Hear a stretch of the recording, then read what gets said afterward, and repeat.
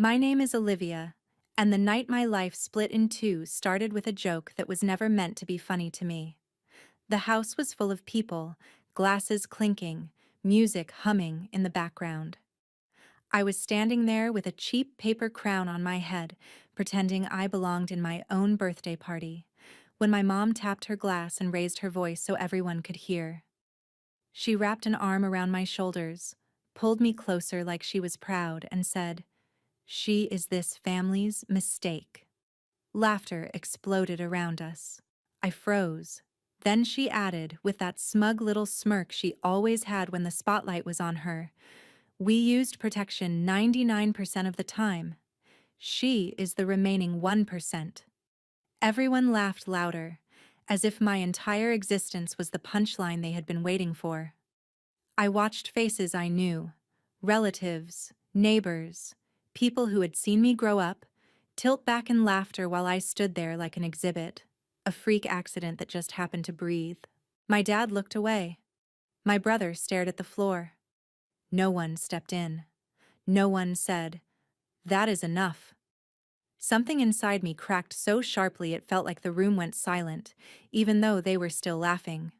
A few hours later, when the guests left and the lights dimmed, I packed a backpack, took the $40 I had been saving in a shoebox, and walked out the front door without saying goodbye. I told myself I would rather disappear than stay where I was, just a statistic, a joke, a mistake. If you had heard your own mother say that about you, would you have stayed and taken it? Or walked away like I did and let her live with the silence she created? Because what I did next is the reason she ended up on her knees in front of me 6 years later, begging for something she never thought she would need from the child she once turned into a punchline. The first night away from home, I learned what $40 is really worth. It bought me a one-way bus ticket to a city 3 hours away, and a stale sandwich that tasted like cardboard and freedom at the same time. I dozed upright in the station until a security guard nudged me awake and told me I could not sleep there. My legs were shaking when I stepped back out into the dark, but turning around was never an option. I found a cheap, questionable room above a convenience store that charged by the week. The wallpaper peeled and the mattress sagged, but the landlord took cash and asked no questions. That was enough. The first job I got was washing dishes in a tiny restaurant where the owner yelled more than the customers talked. It did not matter. I scrubbed plates until my fingers ached, pocketed my pay in wrinkled bills, and counted them over and over on the floor of that tiny room. I learned quickly that rent did not care about my feelings, so I picked up an extra shift at a coffee shop down the street. By day, I poured lattes and smiled at strangers. By night, I smelled like soap, grease, and burnt espresso. Somewhere in between, I began sketching again. I had always drawn in secret at home because my mom called it a waste of time, something for a girl with no real future. Now I filled cheap notebooks with faces, hands, little scenes from the restaurant, the coffee shop, the bus rides. Drawing made my chest hurt less. A girl who worked the morning shift at the coffee shop noticed my notebook one slow afternoon. She had messy hair, paint on her nails, and the kind of easy laugh that did not sound cruel. She introduced herself as Sarah and asked to sit with me during our break. That day, she slid a flyer for a local art night across the table and said, "You should show your work. It is better than you think." I saved every tip, every spare dollar, until I could move out of the room above the store and into a tiny apartment I shared with her. We lived on instant noodles and shared rent, and for the first time in my life, when someone said my name, it was not followed by a joke. Still, on quiet nights, I would lie awake staring at the ceiling, hearing my mom's voice in my head like a scratched recording. I kept my number the same but blocked every call from home, letting unknown numbers ring out. I convinced myself I had finally outrun my past, that I had built a life where her words could not reach me anymore. I had no idea then that the same past I was running from was already looking for me, and that the first crack in my new life would appear in the place I felt safest. Behind the counter of a coffee shop, with a name tag on my chest and my guard lowered. 6 years after I walked out of that house with a backpack and $40, I was 23, tired in the way only double shifts can make you, and almost happy. The morning rush at the coffee shop had slowed. I was wiping down a table, my apron dotted with coffee stains, when I heard a voice behind me say my childhood nickname. My spine went rigid. No one here called me that. Slowly, I turned. She was standing in the doorway, clutching her purse like it was the only anchor she had left. Her hair had more gray in it, her shoulders were not as straight, and the confidence she wore like perfume at every party was gone. My mom. For a second, the room tilted. I smelled my old living room, heard the echo of clinking glasses, felt paper crown edges cutting into my scalp. My throat closed up, but my body moved on its own. I straightened, wiped my hands on my apron, and put the counter between us like a shield. "You cannot be here," I said, keeping my voice steady. "This is where I work."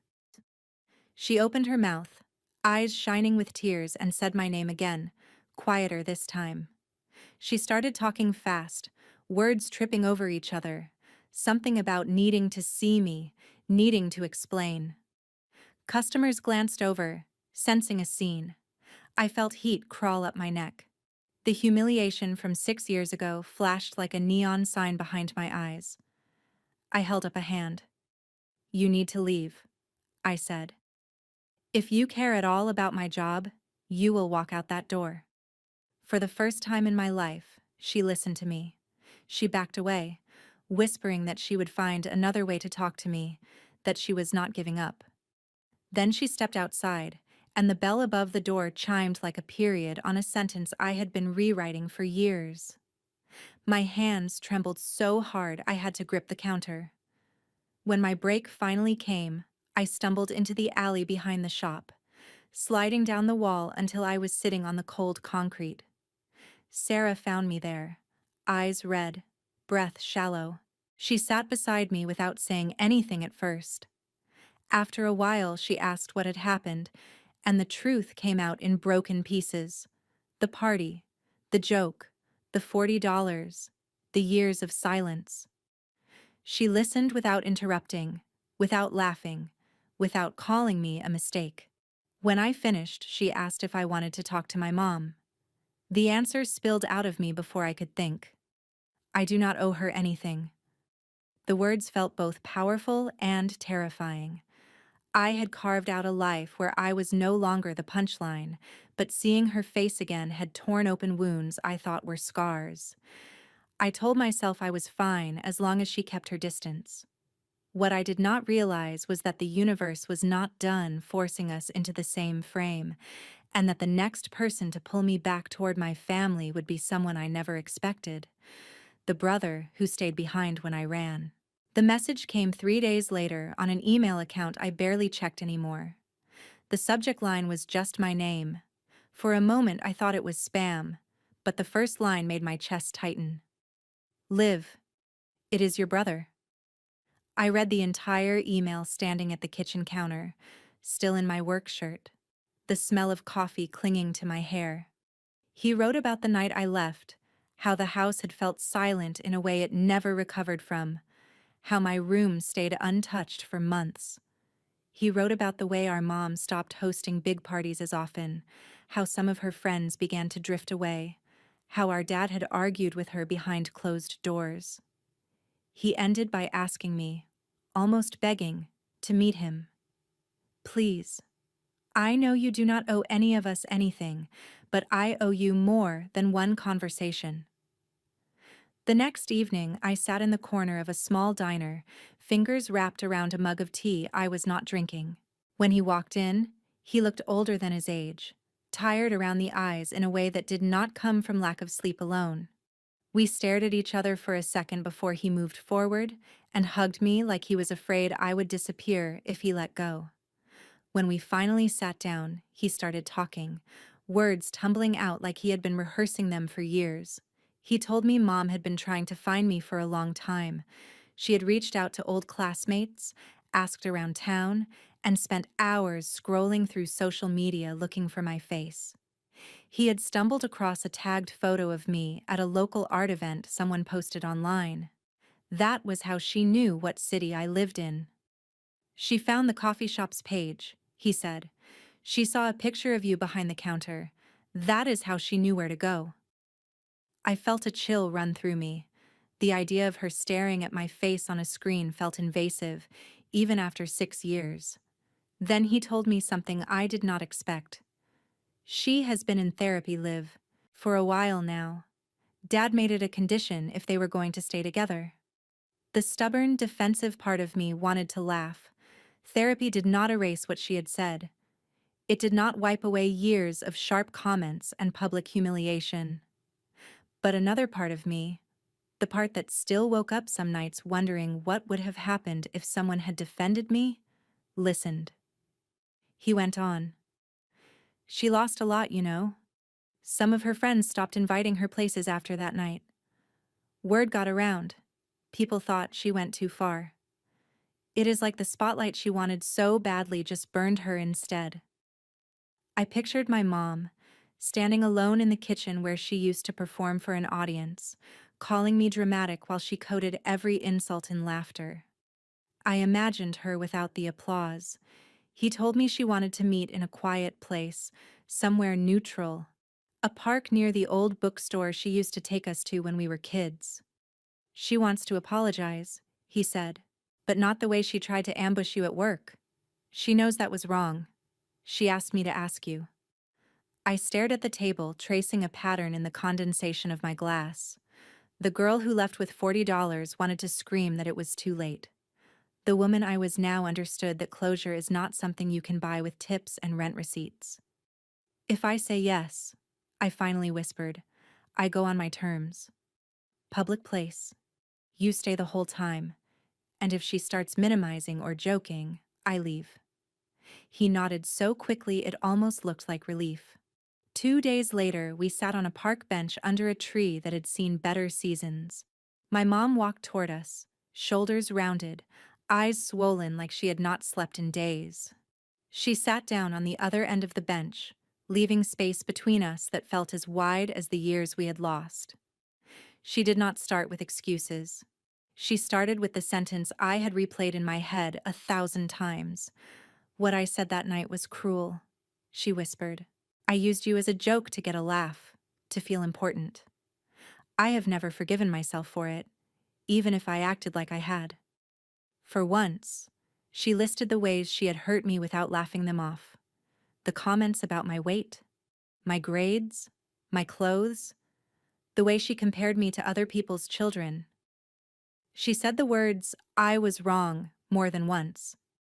It did not erase anything, but it landed differently than the shallow apologies she had thrown around in the past like confetti. I listened, arms folded, feeling every muscle in my body braced. When she finally fell silent, I told her what it felt like from my side. How it felt to be reduced to a punchline by the person whose approval I had craved. How it felt to pack a bag and leave because staying seemed more dangerous than starting over with nothing. For the first time, she did not argue. She just cried. The power balance had shifted. For years, she held the microphone. In that moment, I did. Walking away from that park, I realized I was no longer the helpless girl from the party. I was the narrator of my own story, and for the first time, I was being asked whether I wanted to write a chapter that included her in it again. What I could not see yet was that saying yes to even the smallest contact with her would pull me straight into the middle of a storm that had been brewing out of sight for years, and that my revenge would not look like what I had imagined when I first walked out with a backpack and $40. After the meeting in the park, I did not rush back into my mother's life. I agreed to small, controlled steps, like testing the temperature of water before you get in. A message here, a short call there. Coffee in a crowded cafe where we sat across from each other like two people who had just met. I kept my boundaries sharp. No visits to the house. No pretending the past could be erased. No letting her rewrite what had happened to make herself feel better.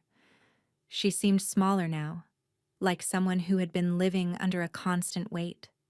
She talked more about her own childhood, about how she had been raised to believe that being harsh was the same as preparing your children for the world. It did not excuse anything, but it painted a picture of a woman repeating patterns she had never questioned. I listened, but I did not let her off the hook. Months passed like that, every interaction tight and awkward. My dad stayed mostly a voice in the background, a name in passing. According to my brother, he was working long hours and sleeping in the guest room more often than not. "They are trying," my brother said once, stirring his coffee, "but it is like they are living in the ruins of that night." I could not bring myself to feel sorry for them. Not yet. One rainy afternoon, my phone buzzed while I was cleaning brushes at my small desk in the corner of the living room. It was my brother. Not a text. A call. For a second I considered letting it ring out, but something in my chest told me to answer. His voice on the other end was ragged, frayed with panic I had never heard from him before. "Liv, are you home?" he asked. "Yeah. What is going on?" There was a pause, then a breath that sounded like it had to fight its way out. "It is Dad.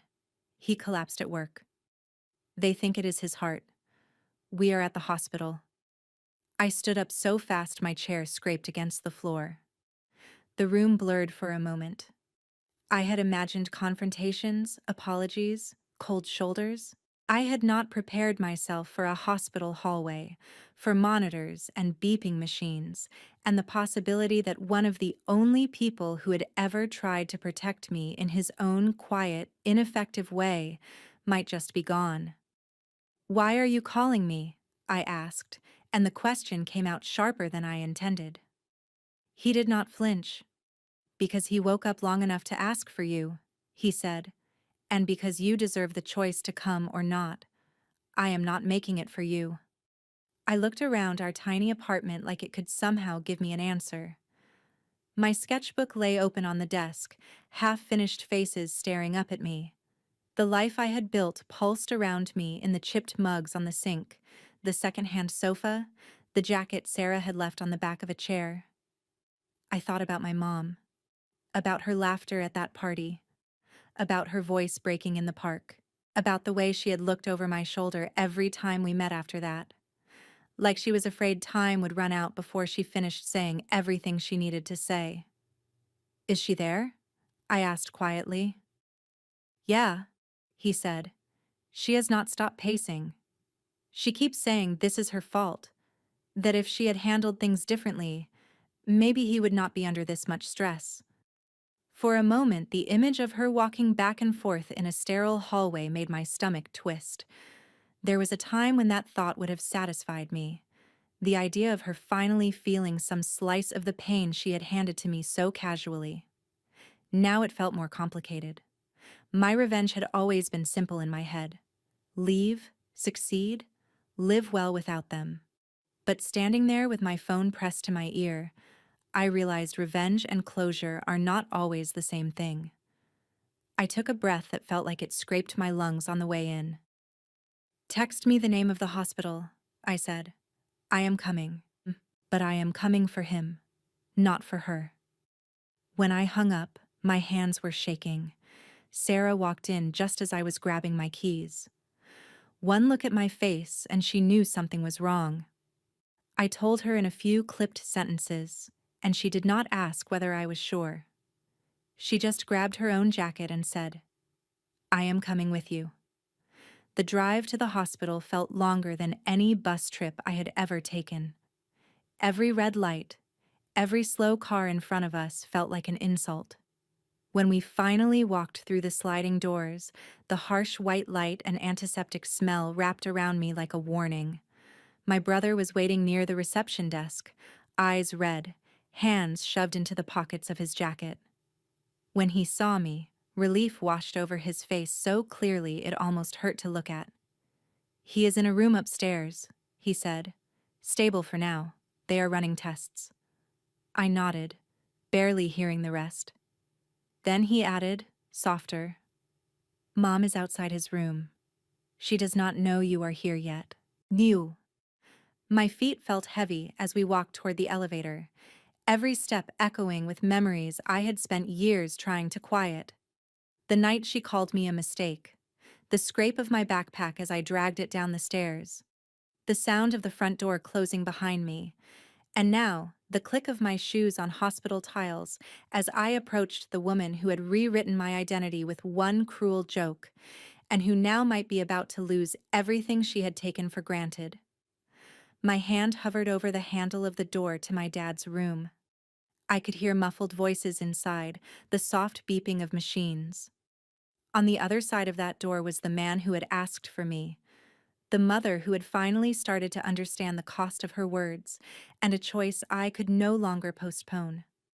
The girl who left with $40 never imagined she would one day stand there with the power to decide how this family's story would move forward, or whether it deserved to. When I finally pushed the door open, the first thing I noticed was how small my dad looked in that hospital bed. He had always been this quiet, solid presence, the kind of man who could move a couch by himself and never complain. Now there were wires taped to his chest, an IV in his arm, and a monitor keeping rhythm for a heart that had decided it had had enough. He turned his head when he heard the door. For a moment, confusion flickered across his face like he thought he was dreaming. Then his eyes focused, and the way he said my name made my throat close. Olivia. I moved closer, feeling like I was walking through water. Sarah stopped by the door, giving us space without stepping too far away. My brother slid to the side of the bed, watching us both like he was afraid one of us would bolt. I stood at the foot of the bed, fingers wrapped around the cold metal rail.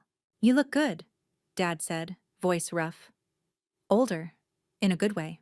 Heart attacks will age you too, I replied automatically, then winced at how sharp it sounded.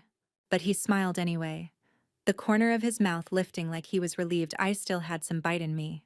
I deserve that, he said. Probably worse. For a second, silence sat between us, thick and awkward. There were too many things to say and no script for any of them. He blew out a slow breath. I have replayed that night more times than I can count, he said finally. Your birthday. Your mom's joke. The word tasted sour just hearing it. I should have stopped it, he continued. I should have taken the glass out of her hand, told everyone to go home, told you that none of what she said was true. Instead, I looked away like a coward. His eyes filled and he blinked hard. You walked out that door and I let you. I didn't chase you. I thought you needed space, and I told myself you'd come back when you cooled off. But the truth is, I was afraid. Afraid to confront her. Afraid to admit how badly we had failed you. The anger I had been nursing for years stirred, wanting to surge to the surface, but seeing him lying there, pale and hooked up to machines, it mixed with something else. Grief for a version of my dad who might have been different if he had not spent so long keeping the peace by sacrificing me. I was not a disagreement, I said quietly. I was not a teenager overreacting. She turned me into a punchline in front of everyone we knew. I know, he whispered, and I let it stand. I will never forgive myself for that. I do not expect you to forgive me either. But I want you to know I see it now. All of it. For the first time, I believed him.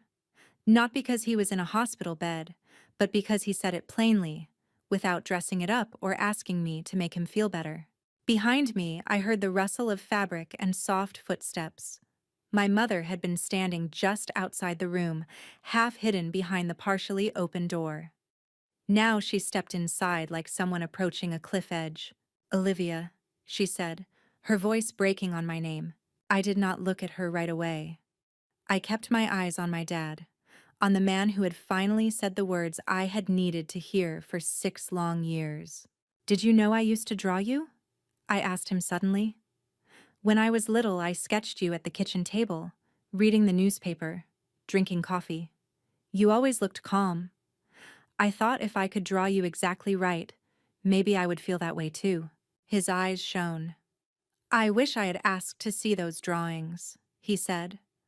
I wish I had paid more attention to the girl in the room instead of the woman performing in the living room. Mom flinched like he had slapped her. I am trying, she said, stepping closer. I have been trying, Olivia. You have to know that. I turned then, finally facing her.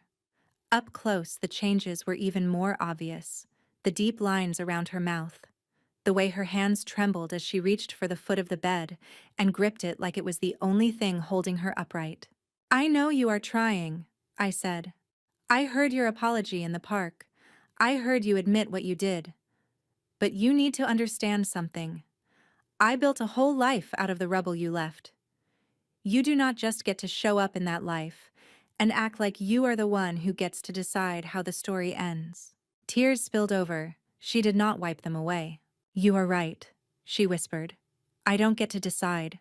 Not anymore. That is why I am here. Not just for him. For you. The monitor beeped steadily in the background, underscoring every word.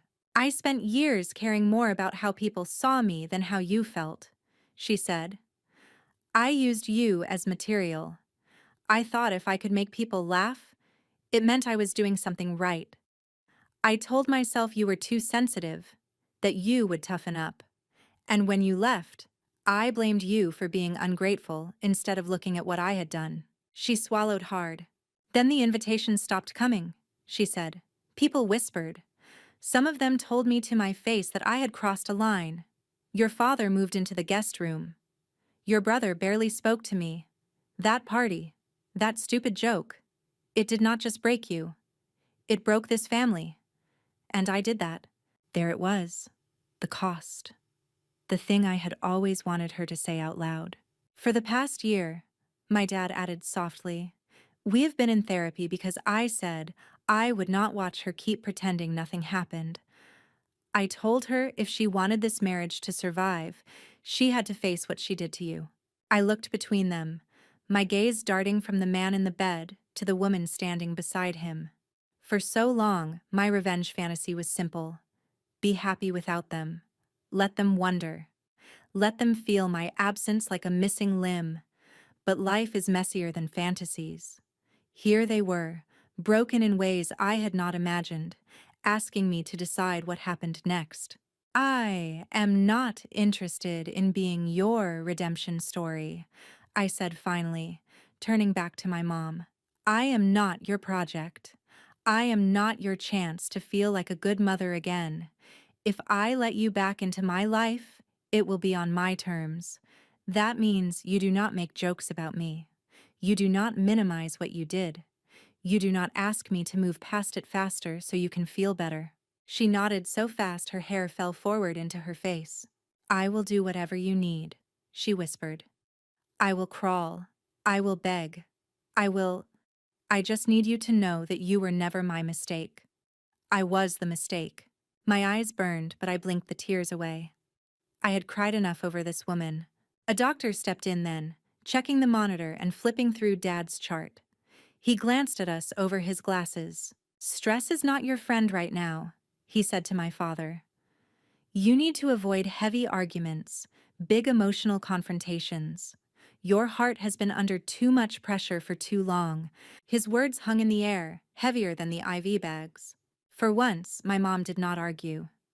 She backed away from the bed, pressing herself against the wall like she was trying to take up less space. I will go sit in the waiting room, she murmured. Let you two talk. When she left, the room felt bigger somehow. Dad closed his eyes for a moment, then opened them again. I changed my will, he said quietly, looking straight at me. After you left. I left the house to both you and your brother. Your mother did not like it, but I insisted. I wanted you to know, if you ever came back, that you still had a place in this family. A tangible one. Not just words. The idea of the house, of the scene of the crime, the place where my life had split open, being mine in any way made my stomach twist. I had spent years pretending it did not exist. Now it was being handed back to me as some kind of peace offering. "I do not want a house full of ghosts," I said. "Not unless I get to decide what stays inside and what goes." He nodded slowly. "Maybe that is what needs to happen," he said. "Maybe it is time for the person who was treated like a mistake to decide what this family keeps and what it loses." Something shifted in that moment. Subtle, but irreversible. For years they had held the power over the narrative, over the house, over my place in it. Now, lying in that hospital bed, my father had just handed me a lever I had never expected to hold. Later, after the nurses had shooed us out to run more tests, I found my mother sitting alone on a plastic chair in the hallway, staring at the floor. The once immaculate woman who lived for hosting and impressing people now looked like someone who had been stripped of every layer of polish. She looked up when I stopped in front of her. "You wanted the spotlight so badly," I said quietly.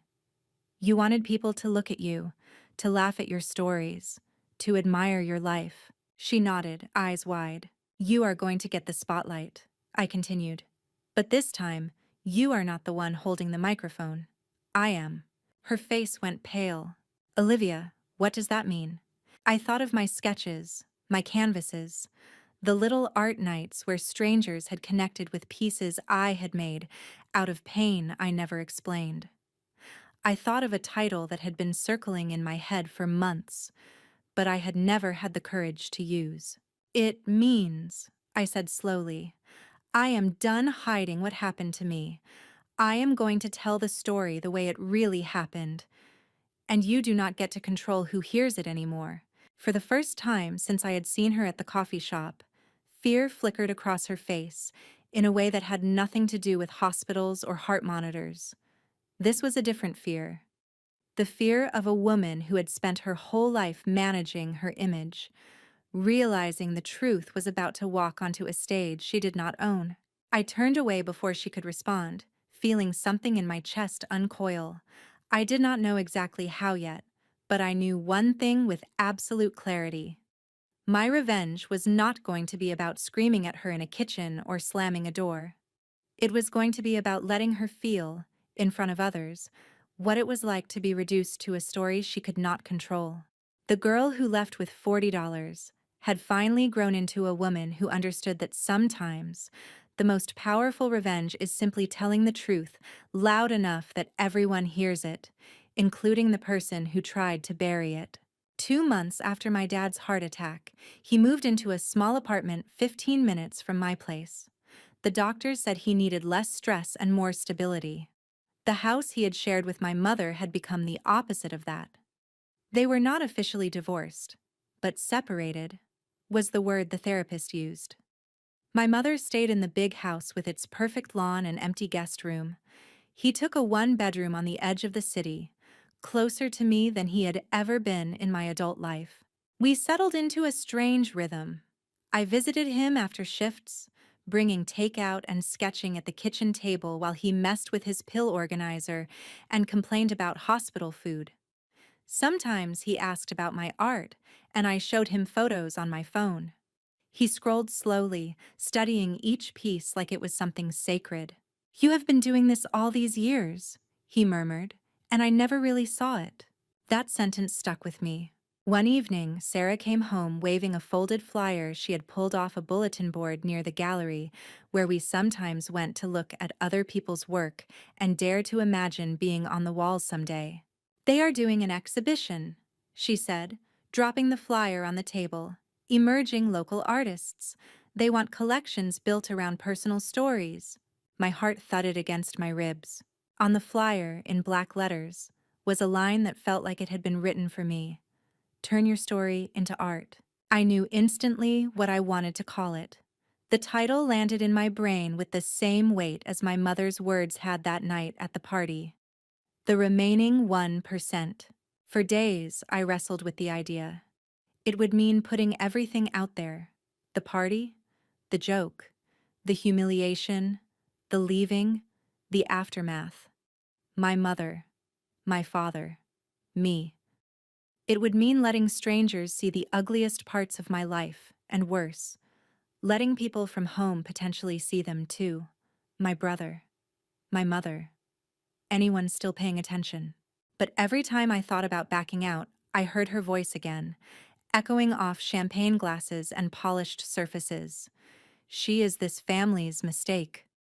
I remembered the laughter, the way no one stepped in, the way I left with $40 and a backpack while everyone else went to bed like nothing catastrophic had happened. So I said yes. Over the next few weeks, I worked like a woman possessed. I poured 6 years of anger, grief, and survival into canvas after canvas. One painting showed a girl at a party, her face blurred, while everyone around her laughed with mouths that were just a little too wide. Another was a close-up of a paper crown, torn down the middle. One canvas just had words layered over and over until they were almost unreadable. Mistake, accident, unwanted, extra, wrong. In the corner of that one, in small letters, I painted a final word: survivor. The centerpiece was the hardest. It was a large piece built from ripped-up copies of my old school photos, layered with acrylic and ink. Across the top, in sharp black letters, I painted the sentence she had thrown like a grenade into my life. We used protection 99% of the time. She is the remaining 1%. Seeing it there, huge and undeniable, made my stomach flip. But it also did something else. It took some of the weight out of my chest and pinned it to the canvas instead. When the gallery accepted my submission and gave me a date for the opening, my hands shook as I held the email. Then I sent 2 messages, one to my dad, one to my brother. It took me longer to send the third. In the end, my message to my mother was simple. I am showing my work at an exhibition next month. It is about what happened. You can come if you want, but you do not get to tell me how to tell it. She did not reply right away. I did not chase her. The night of the opening, the gallery was bright and crowded. People milled around with plastic cups of wine, murmuring to each other in low, thoughtful voices. My pieces hung on one long wall, grouped together, my name printed neatly on a small white card. Olivia Hayes, the remaining 1%. Sarah squeezed my hand until my fingers went numb. "Look," she whispered. My dad stood near the entrance, leaning lightly on a cane, my brother at his side. They both wore expressions that could only be described as stunned pride, like they were seeing me clearly for the first time. And then she walked in, my mother. She was dressed more simply than I had ever seen her, in a dark dress without any flashy jewelry. No dramatic lipstick. No loud laugh announcing her arrival. She looked around the room like she was afraid the walls would close in. Her eyes landed on my section of the gallery, on the big piece at the center. And for a moment she did not seem to recognize it. She stepped closer, reading the words, taking in the torn photographs, the painted sentence slicing across the top. I watched her lips silently form the words she had said out loud years ago. We used protection 99% of the time. She is the remaining 1%. The color drained from her face. She stumbled back a step, one hand flying to her mouth. A couple standing nearby turned to look at her, then followed her gaze back to the painting. I saw the realization dawn in their eyes as they put the pieces together. The words, the title of the collection, the artist's name, the older woman shaking in front of it. I walked over slowly, my heart pounding but my steps steady. Tonight, for the first time in my life, the room full of people was here for my story, not hers. She looked at me like she was drowning. "Olivia," she whispered, "you put that here for everyone to see." "I did," I said. "They deserve to know the story behind the art. So do you." People around us had gone quiet. The low buzz of conversation had thinned, leaving a ring of watchers pretending not to stare and failing. My mother's eyes filled with tears, overflowed and kept going. Her shoulders started to shake. "I am so sorry," she said, voice cracking. "I am so, so sorry. I was trying to be funny, trying to impress people who do not even matter, and I used you. I degraded my own child. I cannot take it back. I have lived with that every day since you left. She was talking louder now, the words spilling out uncontained. This was not the poised hostess at a party. This was a woman whose carefully curated image was cracking open under too much weight. You left with $40 and a backpack, she continued, tears streaking her face. And I let you. I told myself you would come crawling back. You never did. Instead, you built this. She gestured around at the paintings, the crowd, the gallery. You built a life that did not include me, and I earned that. Her knees buckled, and before I could even process what was happening, she sank to the floor in front of me. Right there, in the middle of the gallery, under bright lights and curious eyes, my mother fell to her knees and grabbed my hands. I am begging you, she said, voice raw. I am begging you to believe that you were never a mistake. I was wrong. I was cruel. I was selfish. I will carry that guilt for the rest of my life. But please, please do not let my worst moment be the only thing that defines us. I am on my knees in front of you because that is how low I am willing to go to show you I am not that woman anymore. The room held its breath. All at once, I was back at that party. Except now, the roles were reversed. Back then, she stood tall, confident, drink in hand, while I stood exposed and humiliated.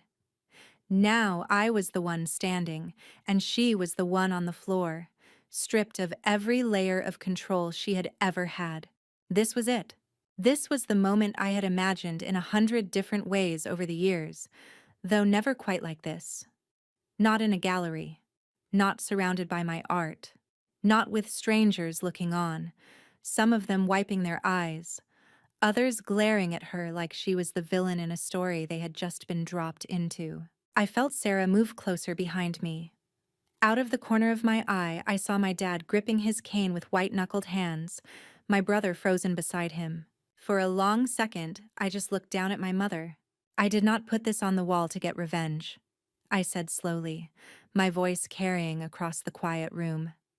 I put it there so that little girl at the party, the one with the paper crown and the forced smile, would finally be heard. I squeezed her fingers, just once, then gently pulled my hands free. You want to know what the difference is between us? I asked, my gaze locked on hers. You used my life as a joke without my consent. I used my life as art with full awareness of what it would cost me. Tears kept rolling down her face. She nodded, even though every word had to hurt. You are ashamed right now, I continued. People are watching you. They know what you did. That is not something I engineered to hurt you. That is just what happens when the truth finally gets loud enough. I crouched down so we were at eye level. I do not know yet if I can forgive you, I said quietly, so only she and the few people closest to us could hear. I do not know if I want a mother in my life who once turned me into a punchline. What I do know is that I am not your mistake.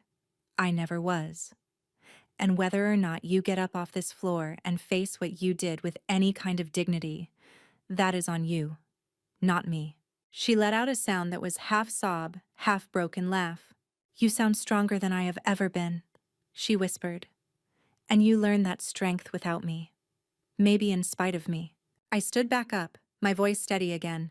I am going to step outside for some air, I said, addressing no one and everyone at the same time. The art speaks for itself. Sarah slipped her arm through mine as I turned away. My dad reached out and squeezed my shoulder as I passed, pride and sorrow mixed in his eyes. Behind me, I heard my mother's sobs soften into quiet, shaky breaths. Someone offered her a hand.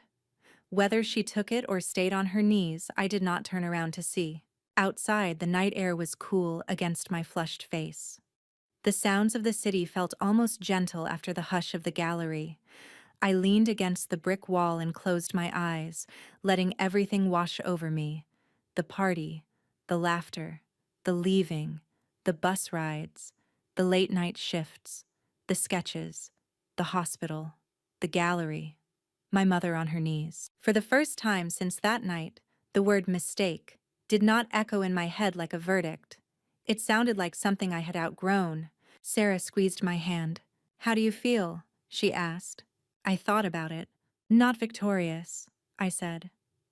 "Just done hiding." And a little lighter. The door opened behind us. My brother stepped out, hands shoved in his pockets. "She is still inside," he said, talking to one of the gallery staff. "She is a mess, but she is not angry. Just exposed." I nodded slowly. "Good," I said. "For once, she is the one who has to live with what people think of her. I already did my time." We stood there together, letting the silence settle in a way that felt almost peaceful. Later that night, when I finally went home and collapsed onto the couch, my phone buzzed with a new message. It was from my dad. "I am proud of you," it read, "not for what you did to her tonight, but for what you did for yourself." I stared at the screen for a long moment. Then, for the first time since I was 16, I saved a message from one of my parents instead of deleting it. Revenge, I realized, was not always about watching someone burn. Sometimes it was about stepping out of the fire they threw you into and letting them see you standing there, whole, in the smoke. Sometimes it was about telling the truth where they had spent years telling jokes. My mom once humiliated me in front of everyone, pointing at me and calling me this family's mistake.